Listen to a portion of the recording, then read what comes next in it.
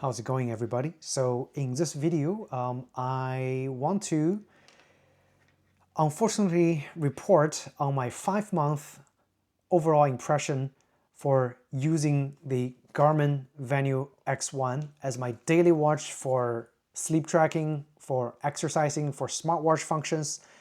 So within those 5 months, my overall impression has been overwhelmingly positive. However, there are just two main issues that are pertaining to me that I cannot get over with. And I've decided it is about time to actually return this watch. And I'm going to tell you right out front that those two issues, one is the battery life. Second is the single band GPS. Okay, those are the two main issues that are kind of bothering me. During this 5 months, at the very beginning, I was, again, impressed. And the reason I was so impressed is just because of the insanely thin and comfortable design of this watch. It has made me think, or actually made me think that for those limitations of the battery life and, reduced GPS capabilities, that I could live with those in the long run. But it turns out after 5 months, the more I use this watch, the more I am looking for something else, okay? Don't get me wrong, again, insanely comfortable, and the replacement that I'm getting, and again, I also don't want to keep it a secret, the replacement that I'm getting, and obviously it's gonna be a lot of you guys' choice or thinking, is the Garmin Forerunner 970, okay? There are probably already a gazillion of comparison videos between the Venu X1 and the Forerunner 970. They really share quite a lot of similarities in terms of the newest running dynamics and all the sports tracking capabilities. And so in terms of function, the two is gonna be the same. And that's the reason I'm gonna return the X1. I'm gonna go for the 970, is because I needed the additional battery life and I needed the additional GPS tracking accuracy. And also, when I had my previous watch, which was a Garmin Epix Gen 2, okay, the dual band GPS and the ability to really lock on to the GPS before the activity starts on the Epix Gen 2, it's just a lot faster than the X1. So it's a couple seconds faster. And again, it might not seem like a lot, but for you to get to the place where you are ready to start, to do your workout and then having to wait that couple seconds, it is just slightly annoying for me. The Gen 2, the Epix, had dual band, had pretty much every GPS, dual band, multi-band, dual mode, I believe that's what it's called, GPS tracking. It's just in general slightly faster to start. And also what I noticed during my running activities with the X1, with the single band, is that the auto stop function, it just doesn't feel like it's as accurate as when I had my Epix Gen 2. Now, the problem is with Epix Gen 2, the biggest sacrifice I have with the Gen 2 is the chunkiness, the gargantuan size of the Gen 2. It's just way too heavy, okay? Despite all the almost similar functionalities and almost as good heart rate tracking to the latest gen, heart rate monitor, it is just a function that for me personally, I cannot overcome.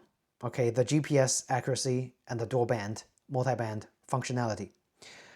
And that's the reason I'm returning the X1 and going for the 970.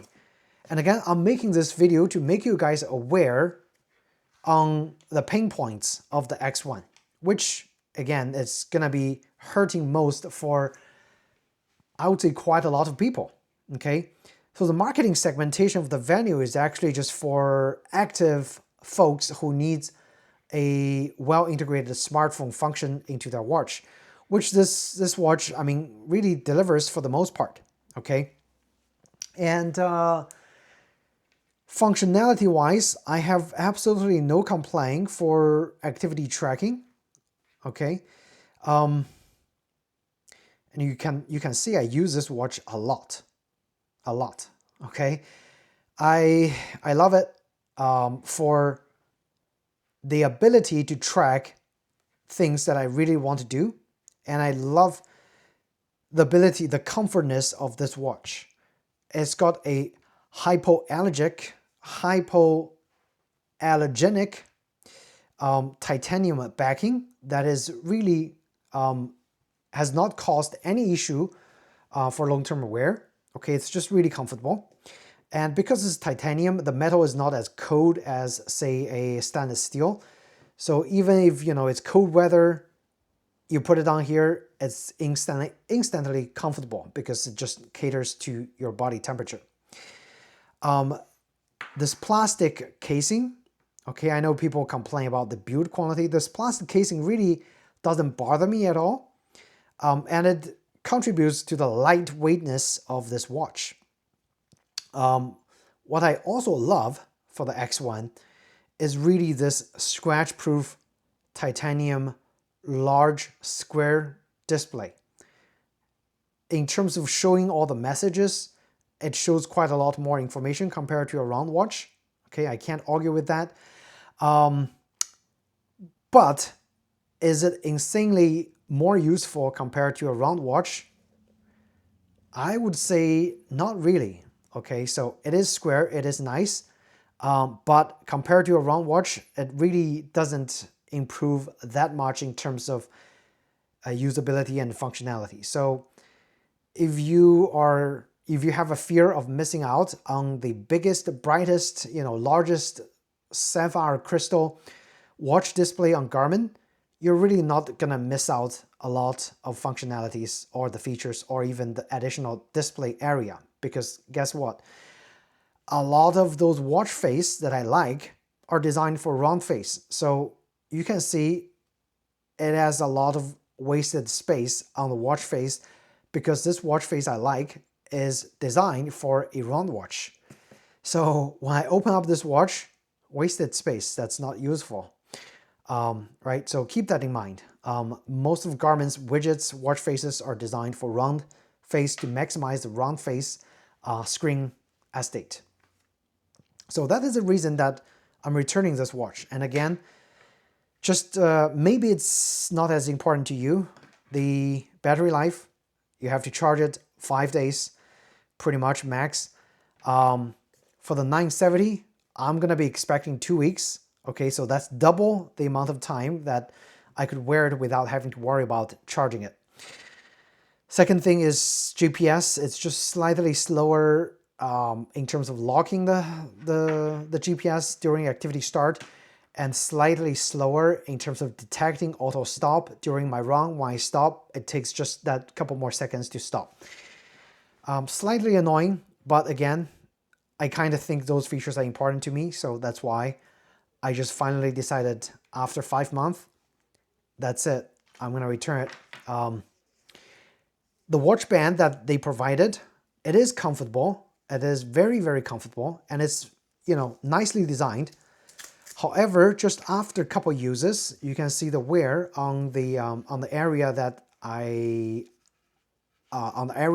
that is, you know, fitted to my wrist, and that's after just a couple weeks. Okay, so I immediately switched to a really nice, beautiful looking silicone band that I got on Amazon. So if you have the X1, definitely think about getting this watch band. It's only like $7, $8. Really worth the price. Very easy to replace, and it's comfortable for sure.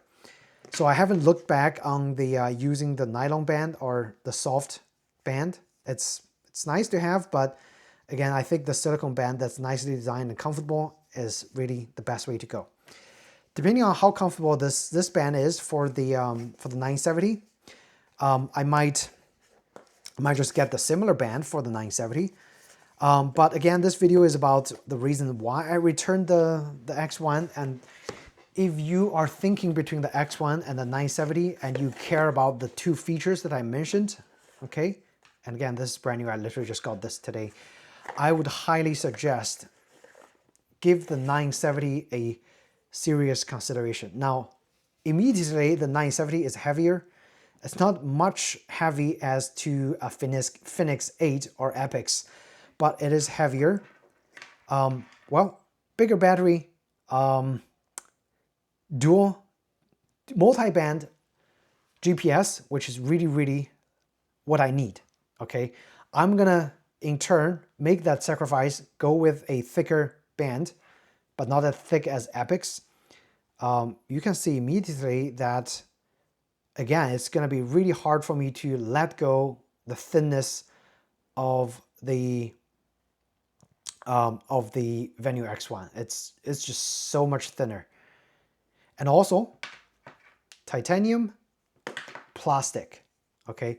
The plastic is definitely gonna attract more sweat. It's gonna make that smell of your sweat more pronounced compared to having a titanium back case, all right?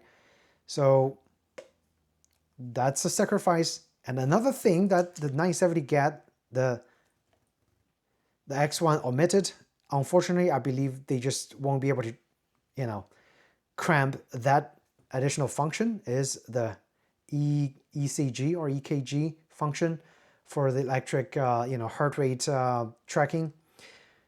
They have it here, they don't have it here. And if that's a niche function you need, give 970 a consideration. Okay, so again, last thing that might not be related to the functionality of the X1 is their pricing of the X1. When I bought it 5 months ago, I paid $850. That's with tax. 970, that's $800 with tax. So right now, and that's, you know, that's a current price.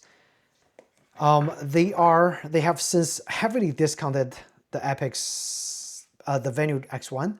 Right now, the pricing during Thanksgiving is only $600. Okay, so I'm not happy with their pricing strategy. Okay, this thing's price hasn't changed. So in terms of market, the retained value of the 970, it's a lot higher than the X1.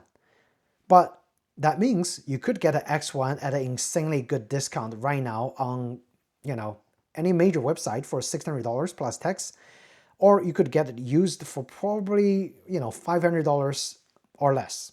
And so if you value insanely thin and insanely comfortable watch that does pretty much every tracking activity the 970 does, and you need that style, you don't care about the 5-day battery life, this is the way to go. But if you work out a lot, you need multi-band GPS, you need ECG, and you need what else? You need extended battery life.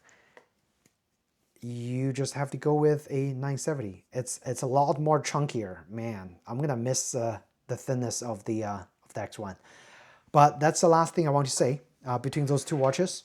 Okay, so again, hope you guys found this video helpful, and it's not, you know, it's not a paid advertisement by Garmin from an influencer. It's just me, actual consumer, spending $850 buying this watch, a 5-month conclusion on what this watch can do and cannot do. Thumbs up if you found this video helpful. Subscribe if you're interested in similar videos. And I will see you in the next video. Thanks again, and take care.